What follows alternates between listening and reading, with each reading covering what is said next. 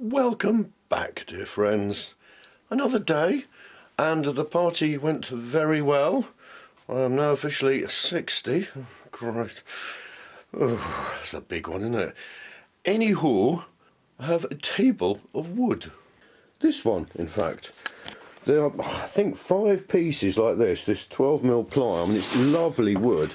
It's very, very stable, really nice. It's not going to warp or bend or anything. And it is so much easier for me to order it ready cut square rather than having to try and sort out an 8x4 sheet of it. It costs a fortune. I think it's sort of like 22 quid or per piece or something, or perhaps even more than that. But I can now make 5 more of the wall hanging machines. There are 4 there. Beep, beep, beep, beep, beep, beep, beep. And here's the 5th, which we have cut down to the right size for the Climatic Revelator. And the great thing is I don't have to go outside and set up the bench saw. I can just use the bandsaw to cut off the little extra bits, because, you know, they'll fit within the throat of the bandsaw. That's the throat.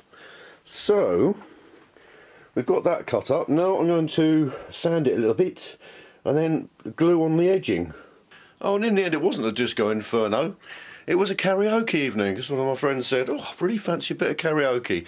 Managed to find the old machine, find the CDs, get it all connected up, and it actually worked. Amazing. So we had a great old time. I didn't video any of it, because it probably wasn't very, well, I know it wasn't very pleasant for anyone viewing or listening to, but it was great fun. I do like an orbital sander between you, me and the goat's post.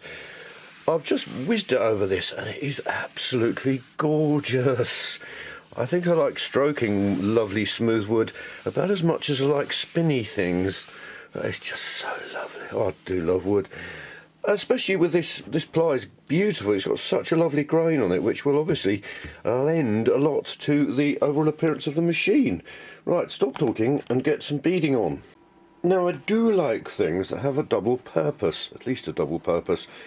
This is a really good way I can recommend of putting twiddly bits on pieces of ply or whatever. I'll just cut out 2 squares of 3mm ply, laser cut, glue them on the bottom 2 corners. They provide the perfect depth and support for the beading. And at the top we have 2 with holes in for the keyhole hanging things. That's really nice because it makes it very strong, the right depth, supports the beading when I glue that on. It's great, I tells ya. Whilst that's drying, I'm gluing these lovely windows, which I talked about last time, I think, because I was so pleased. They're the sides of the carousel, and it was too much to have it all brass, but having it made of this balsa wood that I've stained looks nice. And to glue them on, dear friends, I'll risk showing you how I do it, because it may be of use. I'll turn this over. And I can't see what I'm doing, so I apologise if it's gone out of focus. And I'll put a little bit of super glue around the outside, and then because I squeezed too hard I've got too much, I'll take a bit off, sit that flat, and then position this over the top. It's as simple as that. Rather than having to measure it all out from the other side and spend ages fiddling and farting about, I've done it like that. That should have set now. And there's the rebate for gluing in the clear window. Look! Can you see it? There we are. Isn't that lovely? Another nice little job. Very satisfying doing jobs like that when you've worked out a really nice, effective way to do it. Now the bits on the back are dry, it's time to do the beading.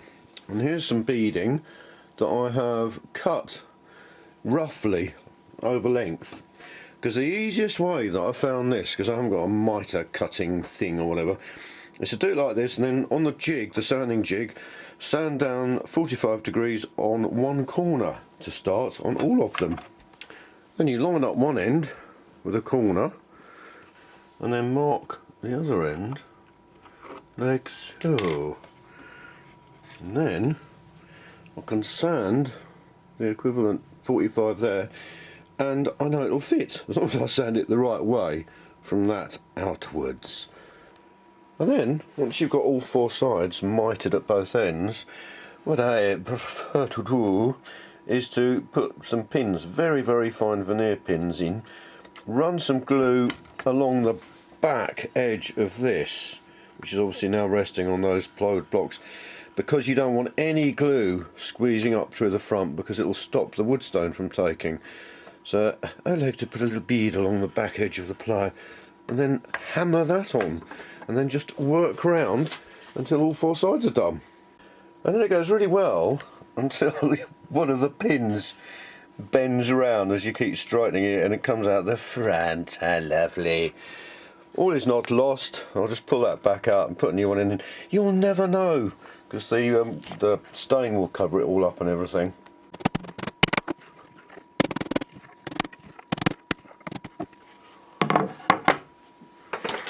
And voila, we have a lovely beaded edging with mitre joints in the corners which line up beautifully. Now before I do anything else, before I stain it, I'm going to fix these keyhole hanging things into the holes on the back, just because I don't be rubbing this around once I've stained it, so they just fit inside there. Perfect. Hopefully, although a bit tight. I think I may need to resort to the keyhole easing machine. Yes, I'll get them fixed in and then we can stain it. It's hole drilling time. Before I start staining it and things, remembered this time, the two most important holes. There's the one for the central spindle of the carousel, which I've marked out there. It's 8mm, because it's going to have a brass machined rod glued into it, permanent like. And then there's this one for the pulley, which has to engage precisely with the gear on the outside of the carousel, and that's going to be a 30mm diameter with a little offset plug thing, so I can adjust it from the back, which was such a lovely idea once I'd had it. Rather than having to take everything to pieces on this gear to adjust it, just to be able to do it from the back instantly. So they're the two most important. I'm also going to drill this little rebated one for the engraved label, because I always forget to do that, and then it's always a little bit iffy once you've got everything else finished, wobbling around trying to balance it on the pillar drill with the risk of it going horribly wrong. So I'll get that drilled now. It also means that when I stain it, the edges of the hole will be stained, so that's nice. On the back, behind where the 8mm hole's going, because I'm just going to glue the post in, the brass rod, and I want it to be absolutely perpendicular, I've just glued a couple of extra bits, which also has the added bonus that when I drill the L, it'll have a nice sharp bottom.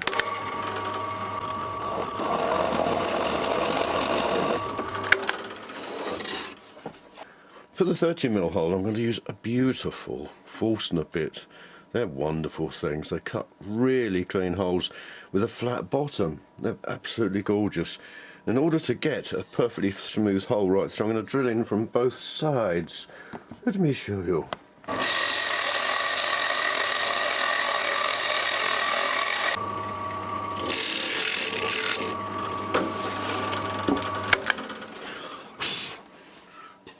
There we are, lovely. And then for the rebate, I've got a 25mm Forstner bit.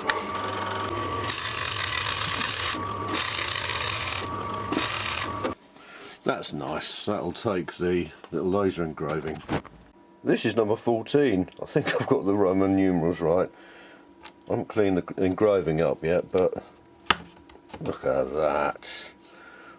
Beautiful. Right, I'll get it stained now.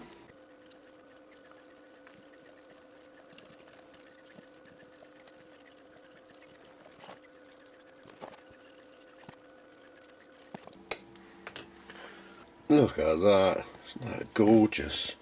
It brings out the grain beautifully. I'll let that dry and I can buff it all up.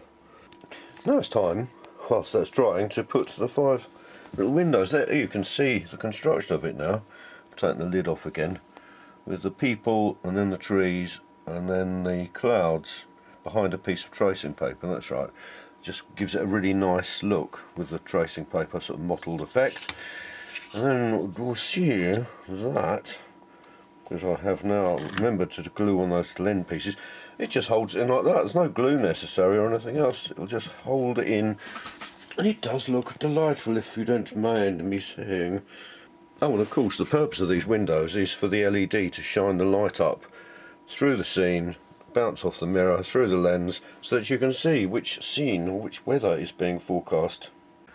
Now, to make the spindle, there's some 8mm rod in there, which I'm going to part off. Before I use the lathe, I thought it was just worth mentioning that a very nice kind of gentleman called Alan has designed and made a digital readout for lathes or milling machines or whatever, made very cleverly of existing calipers, cheap calipers that he's managed to sort of hack into, connect a processor to, and a digital display. And he's made one for himself, and then he very kindly saw me struggling with the old measurements and stuff on the lathe and has made me one. This project I've got to get done as quickly as possible, but watch this space, because hopefully after I finish this machine I will have time to actually work out how to fix the two calipers onto my lathe, and it makes so much difference just being able to see a clear digital readout. But for the time being, back to the old-fashioned methods.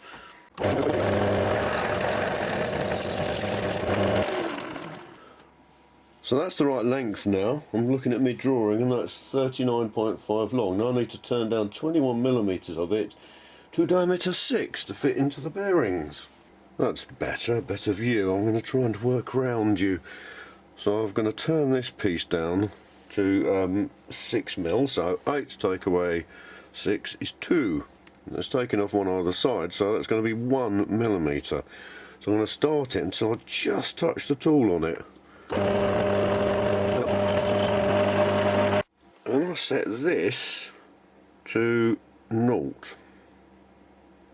And then I know one full rotation of this is actually 1mm. I'm not going to do it in one go, I'll do it in 2 goes. And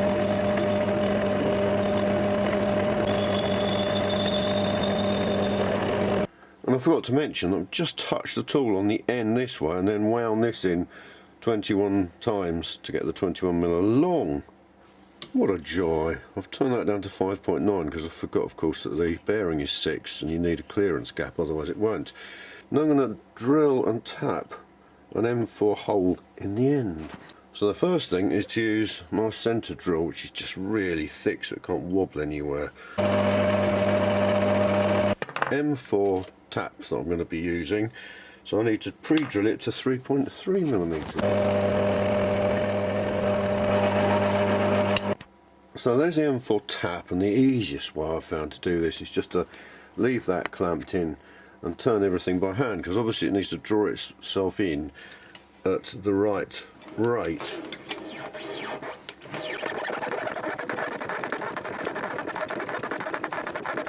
And then you can reverse it to get it back out again. Just have to make sure you know that the direction is right, otherwise that will snap off in there. This is really hard tool steel. Lovely. And then I'm going to get to my countersink.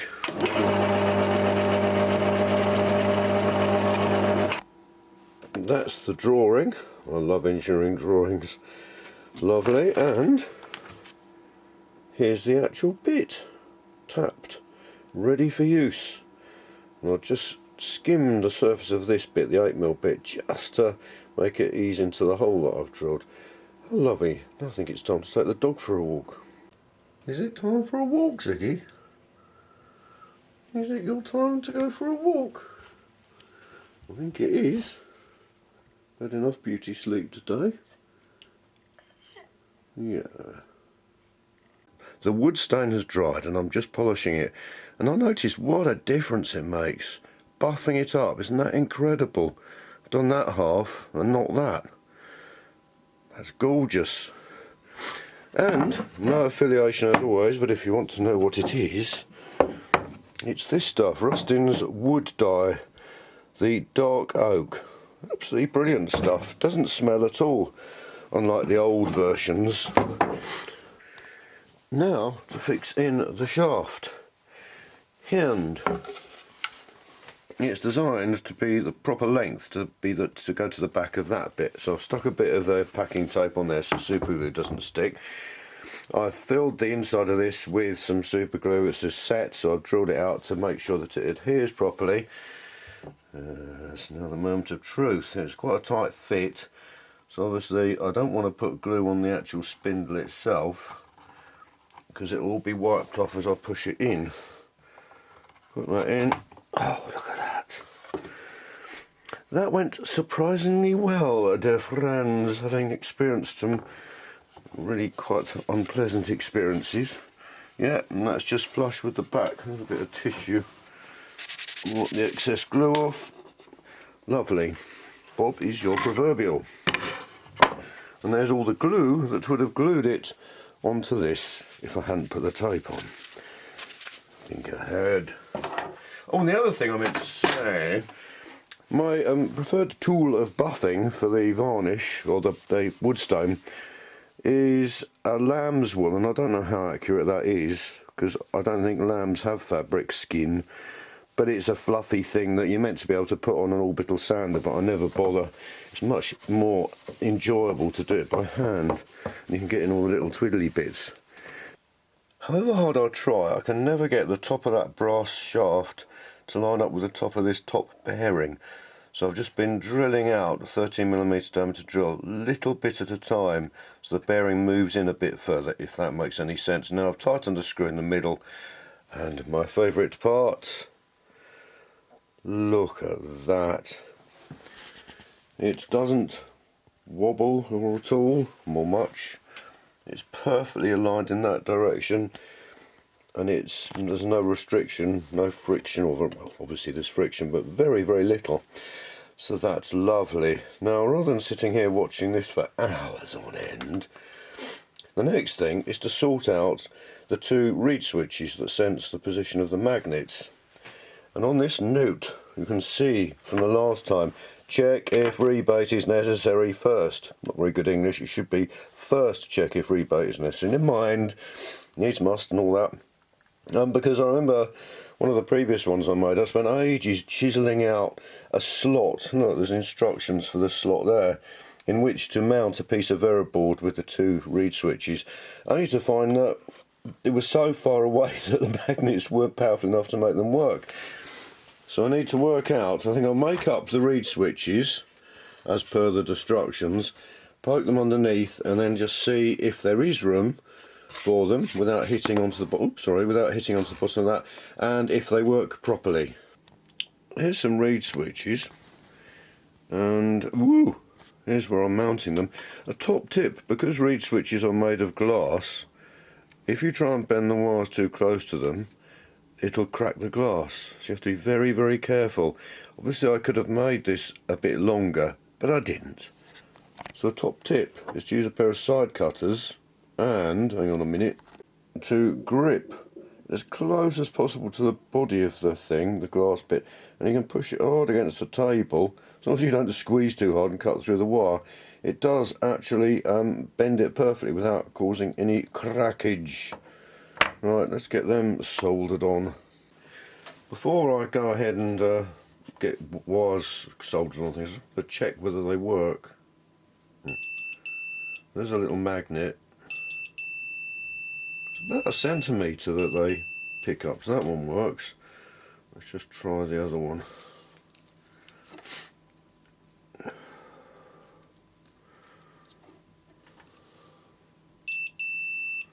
Yeah, excellent. So they're not cracked and they're soldered in place perfectly. In the end I had to rebate it because I noticed that if the magnet was too close it could move practically to the centre and still be operating the one it's meant to. So that's not good, because it could have meant the wrong magnet operated the wrong reed switch or whatever. So it's not pretty, but it's rebated, and that should leave then 4mm between the top of this and the bottom of the magnets on the carousel, and that should be fine. There's the centre of each marked out nicely, so I'll get this glued down and hopefully won't have to prise it all up again. By Jove, I think it works. I'm just testing the yeah, so this is the change one, which is sort of like the datum, so that's nice, and none of the other four seams set it off. Now, like I said, the original one, I thought I'd be very clever and just use one magnet and get it to calculate. It's just Did not work. Right, let's try the other reed switch. Oh, we've got the other one lined up, or connected up actually. 1, 2, 3, 4, and not 5. Well, I'm very pleased about that. Now, the next job, which is one that I always enjoy, I've got to get this, the enclosure, fixed down so it just doesn't touch that and allows everything to move properly. And then I can get that screwed down. That's another big step, because then I can start working other bits and pieces out. Lovely. We've had a bit of an interlude, about 3 days worth, because you'll never guess what. I got the flu, or a really nasty cold. Possibly not the flu, but the sort of cold where you're just lying in bed unable to do very much at all. It's ridiculous. I come back, it's every time there's a special occasion, because I came back from the summer holidays all refreshed with flu that I caught off, well, one of the kids, because there was a cough going round. 2 weeks in the summer holidays, out cold. Christmas, my wife left school a day early with a horrible flu-y thing. Caught that a week later. That was Christmas. My birthday as well, got the flu. Next year, flu jabs all round, definitely. Now, if you remember, I was about to screw this down, I'd marked it out. Just carrying this over to get on with it. And look, as I turn, isn't that lovely? Perfect. What is that effect? Is it the Kaleidoscope effect, or is it, I don't know. Tell me in the comments. My brain is a muscle, so I would like to know. Because that is, look at it, it's absolute, well, it's momentum, isn't it? Yeah, of course, it's so finely bearinged that it doesn't want to move. That's right. Everything else can move around. Oh, isn't that lovely? A little bit of physics there. I've got that screwed down. That's really nice. And a little light blocker there, because I realised with the LED here, it would shine up, because this is at a lower level this side. You get a light shining up onto your ceiling or something. So that's no good. I thought I'd start making some stuff out of 10mm acrylic. And I briefly considered just picking out certain bits, cherry picking if you will, and I thought, no, let's just cut out all the bits in one go, because that's what the plan was. It's cutting out the thing that supports the LED, the 3-watt warm white LED, with the component symbols on it, so I know how to wire it all up. Little rebates. Nice. This is going to take a long time, because it cuts at 40% power, which is the maximum theoretically that allows it to keep working year after year, at 1.5mm a second, so it'll be a while, so I'll get on with something else. I have to say, it's so nice to be doing something again. The other thing I realised was that I had just sold the last of the 6 Heraldic Clarion door horns that I'd built not that long ago. I think 2 of them went in Whitby, which was nice. And if you're bored with your boring ding dong or whatever doorbell, replace it with an air horn, a steampunk one. So, well, I just fancy doing some little project things at the moment, little jobs, and I managed to find enough wood to cut out the end blocks for 6 of them. I used the same bits of wood as I used in the net thrubwell, and I'm really pleased, because I thought I'd run out of it, but I just had enough to make these. That's nice. And I've got to glue some little blocks on for the air pump and things like that. Keep me out of mischief, and I can sit here, watch a film, wait for the 10mm acrylic to be cut out, and make stuff. What a joy. Well, the frugal instructions, which isn't a bad thing. There we are. We need to glue a block on the back, because these just use holes bored in wood to take the air from the little air pump through to the air horn. It glues like that, and the front panel glues on, and then the air horn pushes down onto the outside and fixes on. But the thing I haven't got are these right angle, I think they're 3/4 inch 15mm tap connectors. I've completely run out of them, so I need to get some more of those, which is a little bit frustrating. And then I also need to make these lovely little junction boxes out of wood, which look really nice and allow you to connect the Heraldic Clarion door horn to your existing doorbell switch wires in the most attractive way possible. And there are these lovely little self-adhesive hooks to allow the cable, because of course you don't want to hide the cable. This is what I realised early on with steampunk inventions. The Victorians were ever so proud of all their technology, and if they had a bit of cable or a pipe, they'd want it to be shown in the most beautiful way possible. There's some beautiful way possible cable, isn't that lovely? It's rayon, it's not actually metallic, although you'd never know. Now you know how I love jigs, they are wonderful things. I need to drill a pilot hole in the ends of that and the ends of that to fix it, to screw it together. And I'm going to pick which side do I think that's the nicest side.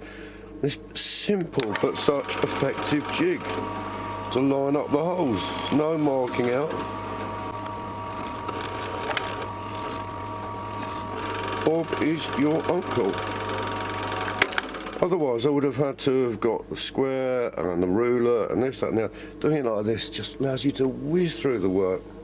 I've got all the 10mm bits cut out. There's that lovely top bracket that supports the lens and things.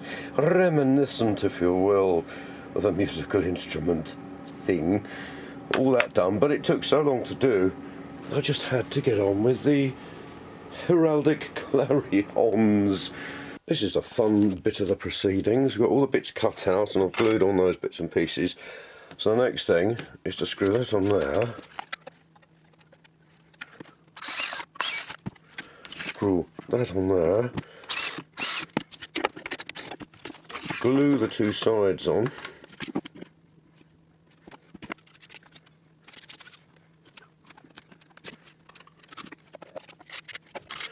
And then screw the front on the top.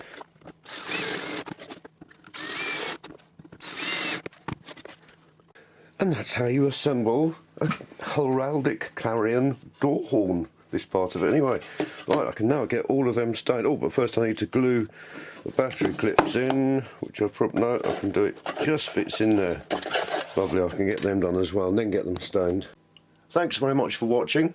Remember not to click subscribe, not to click like, and please, whatever you do, don't go to steamhead.co.uk where there's a link to my Etsy shop that you mustn't buy any of these exciting things from. I hope to see you next time. Thanks very much for watching.